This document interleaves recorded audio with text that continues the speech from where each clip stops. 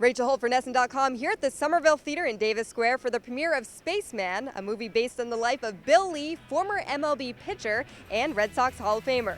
We went inside and caught up with the man of the hour and director Brett Rapkin and heard what they had to say about the film.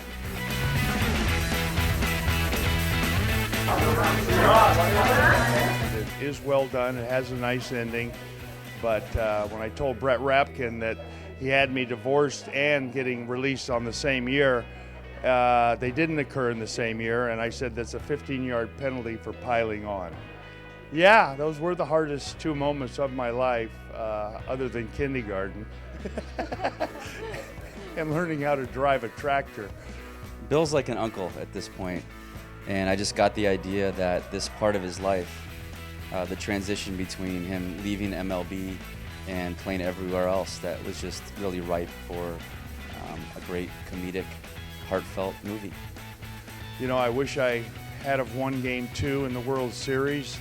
Then Game 7 would have never happened. I probably would never have been traded to Montreal. But then again, I wouldn't have had Anna as a daughter, and I'd never have my experiences, and this movie never would have occurred. But I would have been president in '88. We would have had world peace. Spaceman starts on the day that Bill Lee shows up to Olympic Stadium, where he spent the last few years of his MLB career with the Expos when he left the Red Sox. And he finds out that his teammate Rodney Scott had been traded. And he goes to a bar across the street in uniform and has 5 or 6 beers and decides to come back to the stadium, and he's ready to pitch. And they released him, and in his estimation, he was blacklisted.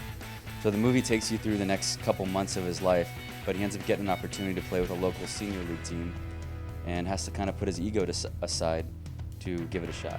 I don't watch. I listen most of the time. I'd rather do it on radio where I can dig potatoes and work on my wood and make baseball bats. You're exactly right.